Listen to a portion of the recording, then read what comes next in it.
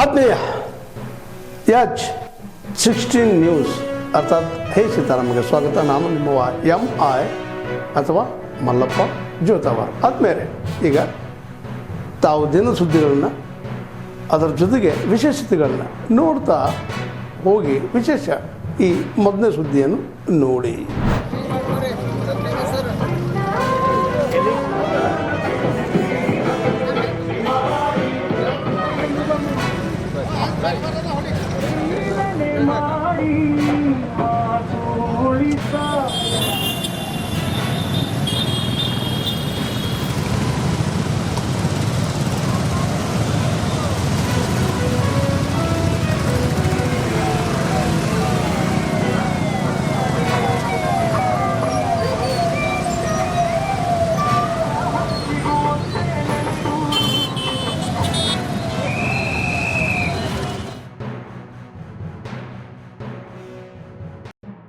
ಜಿಲ್ಲಾಧಿಕಾರಿಗಳು ಬೀದರ್ ಅವರು ಮತ್ತು CO ಜಿಲ್ಲಾ ಪಂಚಾಯತ್ ಬೀದರ್ ಅವರು ಮತ್ತು ನಮ್ಮ ಎಲ್ಲ ಅಧಿಕಾರಿ ಮಿತ್ರರೆಲ್ಲ ಸೇರಿ ಇವತ್ತು ಒಂದು ಬೈಕ್ ರ್ಯಾಲಿ ಆರ್ಗನೈಸ್ ಮಾಡಿದ್ದಾರೆ. ಇದು ಅರಿವು ಮೂಡಿಸುವ ಕಾರ್ಯಕ್ರಮ ಅಂತ. ಇದು ಉದ್ಘಾಟನೆ ಮಾಡೋದು ಭಾಳ ಸಂತೋಷ ಆಗ್ತದೆ. ನಾನು ಬೀದರ್ ಜಿಲ್ಲೆಯ ಎಲ್ಲ ಜನತೆಗೂ ಮತ್ತು ಎಲ್ಲರಿಗೂ ರಿಕ್ವೆಸ್ಟ್ ಮಾಡ್ತೀನಿ, ದಯವಿಟ್ಟು SIR ಫಾರ್ಮನ್ನು ಬೇಗ ತುಂಬಿಸಿ ವಾಪಸ್ ಕೊಡಬೇಕು, ಜಿಲ್ಲಾಡಳಿತಕ್ಕೆ ಸಹಕಾರ ನೀಡಬೇಕಂತ ನಾನು ಮತ್ತೊಮ್ಮೆ ಎಲ್ಲರೂ ಕೊಡ್ತೀನಿ. ನಿವಾಸಿಯಾಗಿದ್ದು ನಮ್ಮ ಜಿಲ್ಲೆಯಲ್ಲಿ ಇವತ್ತು ಬೈಕ್ ರ್ಯಾಲಿ ಮಾಡಿದ್ದು, ಮತದಾರ ಪಟ್ಟಿಯಲ್ಲಿ ತಮ್ಮ ಹೆಸರನ್ನು ಇಡೀ ರಾಜ್ಯಾದ್ಯಂತ ಪ್ರಚಾರ ಮಾಡುತ್ತಿದ್ದು, ಎಲ್ಲರೂ ತಮ್ಮ ತಮ್ಮ ಹೆಸರನ್ನು ನೋಂದಾಯಿಸಿಕೊಳ್ಳಲು ವಿನಂತಿ. ಹಾಗೂ ಬೈಕ್ ರ್ಯಾಲಿ ಮಾಡಿದ್ದು ಬೀದರ್ ಜಿಲ್ಲೆಯಲ್ಲಿ ನಮಗೆಲ್ಲ ತುಂಬ ಖುಷಿಯಾಗಿದೆ. ಪ್ರಜೆಗಳಿಗೆ ಅರಿವು ಮೂಡಿಸೋಕ್ಕೋಸ್ಕರ ಮತದಾರ ಪಟ್ಟಿಯಲ್ಲಿ ತಮ್ಮ ಹೆಸರನ್ನು ನೋಂದಾಯಿಸಿಕೊಳ್ಳಲು ಎಲ್ಲರಲ್ಲಿ ವಿನಂತಿ. ಪಂಚಾಯತ್ ಸ್ಟಾಫು ಸುಮಾರು 300ರಿಂದ 400 ಬೈಕ್ ರ್ಯಾಲಿ ನಾವು ಕಿಲಾ ಹಿಡಿದು ಬಸ್ತೂರು ಚೌಕಲಿಂದ ಗುಂಪವರ್ಲಿಂದ ಸ್ಟೇಡಿಯಂವರೆಗೆ ಬಂದಿದ್ದೀವಿ. ಇವತ್ತಿನ ದಿವಸ ರಿಸಿಪ್ ಅವೇರ್ನೆಸ್ SIR ಅಂತ ಅವೇರ್ನೆಸ್ ಕೊಡೋ ಸಲುವಾಗಿ ಜಾಥಾ ಮಾಡಿರುತ್ತಾರೆ.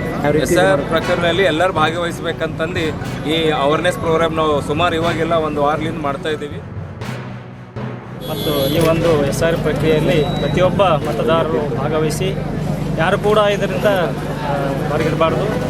ಒಬ್ಬೊಬ್ರದ್ದು ಒಂದೊಂದು ಮತ ಕೂಡ ಅಮೂಲ್ಯವಾಗಿದೆ. ಅದಕ್ಕೋಸ್ಕರ ಮತದಾರ ತಿದ್ದುಪಡಿ ಆಗಲಿ ಮತ್ತು ಹೆಸರು ಬಿಟ್ಟು ಹೋಗಿದ್ದು ಸೇರಿಸೋದಾಗಲಿ, ಒಟ್ಟಿನಲ್ಲಿ ಮತದಾರ ಪಟ್ಟಿಯಲ್ಲಿ ಈ ಒಂದು ಪ್ರಕ್ರಿಯೆಯಲ್ಲಿ ಒಬ್ಬ ಅರ್ಹ ಮತದಾರ ಕೂಡ ಬಿಟ್ಟು ಹೋಗಬಾರ್ದು.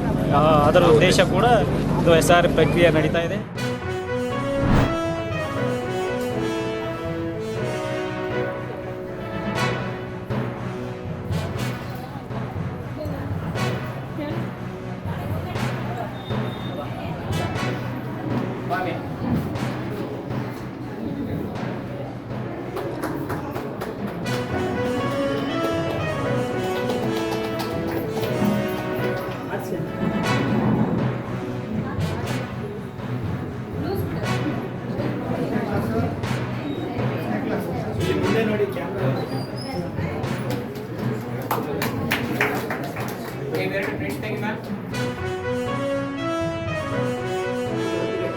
ಸಭೆಯನ್ನು ನಡೆಸಿ ಇದ್ರ ಬಗ್ಗೆ ಅನೇಕ ಜನರಿಗೆ ಅನೇಕ ಮೂಢನಂಬಿಕೆಗಳಿದೆ.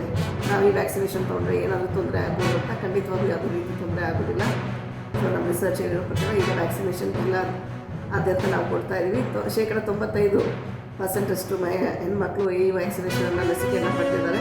ಕಡ್ಡಾಯವಾಗಿ ಇನ್ನು 5% ಮಿಕ್ಕಿರೋ 5% ಏನಿದೆ ಆ ಹೆಣ್ಮಕ್ಳು ಈ ಲಸಿಕೆಯನ್ನು ಹಾಕೋಬೇಕಾಗಿ ನಾನು ಕೋರ್ಕೊಳ್ತೇನೆ.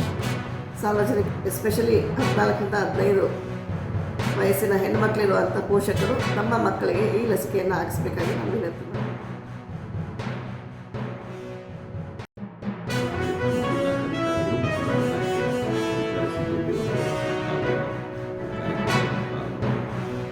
ಅದೇ ನಿಟ್ಟಿನಲ್ಲಿ ಈ ಕಾರ್ಯಕ್ರಮವನ್ನು ನಾವು ಜಿಲ್ಲೆಯಲ್ಲಿ ಯಶಸ್ವಿಯಾಗಿ ಲಸಿಕೆಯನ್ನು ಹಾಕಿ ಈಗಾಗಲೇ 95% ನಿಗದಿಯಾದಂಥ 14 ವರ್ಷದ ಹೆಣ್ಣು ಮಕ್ಕಳಿಗೆ ನಾವು ಲಸಿಕೆಯನ್ನು ನೀಡಿ ರಾಜ್ಯದಲ್ಲಿ ಮೊದಲನೇ ಸ್ಥಾನದಲ್ಲಿದೆ. ಸೊ ಇನ್ನು ಉಳಿದಿರ್ತಕ್ಕಂಥ 14 ವರ್ಷದ ಹೆಣ್ಣು ಮಕ್ಕಳ ಲಸಿಕೆಯನ್ನು ಹಾಕಿಕೊಂಡು ಈ ರೀತಿಯ ಸಂಭವಿಸಬಹುದಾದಂಥ ಭಯಾನಕ ಕ್ಯಾನ್ಸರ್ನಿಂದ ರಕ್ಷಣೆ ಪಡ್ಕೊಳ್ಳೋಕ್ಕೆ ಎಲ್ಲ ಸಾರ್ವಜನಿಕರಿಗೆ ನಾವು ಹುಟ್ಟಿಗೆ ಕೊಟ್ಟು 2446 ಒಟ್ಟಾರೆ 10,848 ಮಕ್ಕಳಿಗೆ ಲಸಿಕೆ ನೀಡಲಾಗಿದೆ. ಇದ್ರ ಜೊತೆಗೆ ನಾವು ಇನ್ನೊಂದು ಏನು ಮಾಡಿದ್ರೆ ಎಲ್ಲ ಗ್ರಾಮ ಪಂಚಾಯತಿಗಳಲ್ಲಿ ಮತ್ತು VHSMCಗಳಲ್ಲಿ ಅರಿವು ಮೂಡಿಸಿ ಮಾಡಿದ್ವಿ. ಮತ್ತು ಆಶಾವಾಲು ಮತ್ತು ಪ್ರತಿದಿನ ನಾವು ನಮ್ಮ ಜಿಲ್ಲಾ ಆರೋಗ್ಯಾಧಿಕಾರಿಗಳ ಜೊತೆಗೆ ಡಿಬ್ರೀಫಿಂಗ್ ಮೀಟಿಂಗ್ ಅಂತ ಮಾಡ್ತಾ ಇದ್ವಿ. ಇದರಿಂದ ಎಲ್ಲೆಲ್ಲಿ ಕಡಿಮೆ ಆಗಿದೆ, ಯಾರು ಕಡಿಮೆ ಆಗಿದೆ ಅನ್ನೋದಕ್ಕೆ ಕ್ಯಾಪ್ಸ್ನ ಐಡೆಂಟಿಫೈ ಮಾಡ್ತೀವಿ. ನಾವು ಮಾರ್ಚ್ ತಿಂಗಳಲ್ಲಿ HPV ಲಸಿಕೆಯನ್ನು ಹಾಕಿಸ್ಕೊಂಡಿದ್ದೇವೆ. ಅದು ನಮ್ಮ ಗರ್ಭಕಂಠ ಕ್ಯಾನ್ಸರನ್ನು ತಡೆಗಟ್ಟುತ್ತದೆ. ನೀವು ಎಲ್ಲ ಭಾರತೀಯರು 14 ವರ್ಷದ ಮೇಲ್ಪಟ್ಟ ಬಾಲಕಿಯರು ಮತ್ತು 15 ವರ್ಷ ಒಳಪಟ್ಟ ಬಾಲಕಿಯರು ಎಲ್ಲರೂ ಈ ಲಸಿಕೆಯನ್ನು ಹಾಕಿಸಿಕೊಳ್ಳಿ. ಇದರಿಂದ ಯಾವುದೇ ತೊಂದರೆ ಆಗುವುದಿಲ್ಲ. ಚೀಲ ಗರ್ಭಕಂಠದ ಕ್ಯಾನ್ಸರ್ ತಡೆಗಟ್ಟಲು HPV ಲಸಿಕೆಯನ್ನು ಗೌರ್ಮೆಂಟ್ ಕಡೆಯಿಂದ ಬಂದಿದೆ. ಭಾರತದಲ್ಲಿ ಅತಿ ಹೆಚ್ಚು ಕಂಡು ಬರೋದರಿಂದ ಈ ಕ್ಯಾನ್ಸರ್ ತಡೆಗಟ್ಟಲು HPV ಲಸಿಕೆಯನ್ನು ಹಾಕಿಸಿಕೊಳ್ಳುತ್ತಿದ್ದಾರೆ. ಮಾರ್ಚ್ನಲ್ಲಿ ನಾವು ಹಾಕಿಸಿಕೊಂಡಿದ್ದೆವು. ನೀವು ಕೂಡ ಹಾಕಿಸಿಕೊಳ್ಳಿ. ಭಾರತದಲ್ಲಿ ಎಲ್ಲ ಕಡೆಗಳಲ್ಲಿ ಹಾಕಿಸಿಕೊಳ್ಳಬೇಕೆಂದು ತಮ್ಮಲ್ಲಿ ವಿನಂತಿಸಿಕೊಳ್ಳುತ್ತೇವೆ.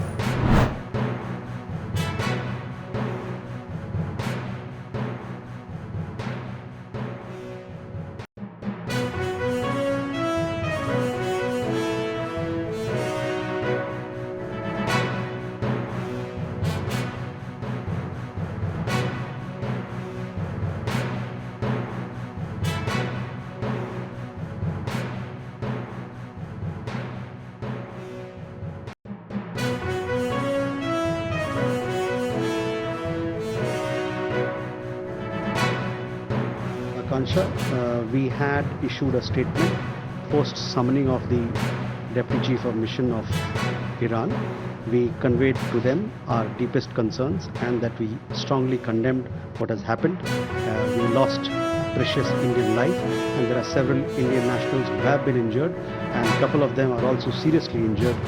So we conveyed our strongest protest with the Iranian side on this particular matter, that these attacks which we condemn must stop at the earliest. At the same time, there should be de-escalation and the two sides should come to the negotiating table and take the path of dialogue and diplomacy so that peace and stability can be ensured in West Asia. ನಾನು ಅವರ ಗಮನಕ್ಕೆ ತರಲಿಕ್ಕೆ ಇಚ್ಛೆ ಪಟ್ಟೆನು. ಅವರು ಒಬ್ಬ ರೈತರ ಮಗ. ಅವರು ರೈತರ ಸಂಕಷ್ಟದ ಬಗ್ಗೆ ಕಾಳಜಿ ವಹಿಸ್ತಾರೆ ಇರ್ತಕ್ಕಂಥ ಭಾವನೆ ಇವತ್ತು ಇದೆ, ನಾಳೆಗೂ ಇದೆ. ಲಘುವಾಗಿ ಹೌದು, ನೀವು ಲೇಔಟ್ ಮಾಡಬಹುದು. ಹಿಂದೆ ಕುಮಾರಸ್ವಾಮಿ ಅವರು ಪ್ರಯತ್ನ ಮಾಡಿದಾಗ ನೀವಲ್ಲಿ ಮಾಡಬಾರ್ದು ಅಂತ ಕಾಂಗ್ರೆಸ್ನವರೇ ಹೋರಾಟ ಮಾಡಿದರೆ, ಅಸೆಂಬ್ಲಿ ಒಳಗೆ ಚರ್ಚೆ ಮಾಡಿದ್ರೆ ಅದರಲ್ಲಿ ಹಿರಿಯ ಮುಖಂಡಗಳು ಕೂಡ ಭಾಗವಹಿಸಿದ್ದಾರೆ. ಅದರ ಬಗ್ಗೆ ಸ್ವಚ್ಛ ಸಂಶೋಧನಾ ಸಮಿತಿಯಿಂದ ಕೂಡ ಮಾಡಿದರೆ ನಿಮ್ಮ ಪಾರ್ಟಿಯಿಂದ. ಆ ಸಂದರ್ಭದಲ್ಲಿ ಕುಮಾರಸ್ವಾಮಿ ಅವರು ಅದನ್ನು ನೋಟಿಫಿಕೇಶನ್ ಮಾಡೋದನ್ನು ಕೈ ಬಿಟ್ಟರು. ನೀವು ಬಹಿರಂಗವಾಗಿ ಹೇಳ್ತೀರಿ ಕುಮಾರಸ್ವಾಮಿ ಅವರು ಏನು ಮಾಡಿದ್ರು ಅದನ್ನು ನಾನು ಮುಂದುವರಿಸ್ತೇನೆ ಅಂತ ಹೇಳಿ ಸತ್ಯಾಂಶವನ್ನು ಬಚ್ಚಿಟ್ಟು ನೀವೇ ವಿರೋಧ ಮಾಡಿ. ತಾವೆಲ್ಲ ಇಲ್ಲಿವರೆಗೆ ಸುದ್ದಿಗಳನ್ನು ನೋಡಿದಿರಿ, ಜೊತೆಗೆ ವಿಶೇಷ ಘಟನೆಗಳನ್ನು ಸಹ ನೋಡಿದಿರಿ. ಅದು ನಿಮ್ಗೇನು ಅನ್ನಿಸ್ತು? ನಿಮಗೆ ಲೈಕ್ ಮಾಡಿರಿ, ಶೇರ್ ಮಾಡಿರಿ, ಕಾಮೆಂಟ್ ಮಾಡಿರಿ, ಜೊತೆಗೆ ಸಬ್ಸ್ಕ್ರೈಬ್ ನಿಲ್ಲಿಸ್ಬೇಡ್ರಿ. H16 ನ್ಯೂಸ್ ಅರ್ಥಾತ್ ಸಿದ್ದರಾಮಯ್ಯ ಸತ್ಯದ ಕೈಗನ್ನಡಿ ವಂದನೆಗಳು.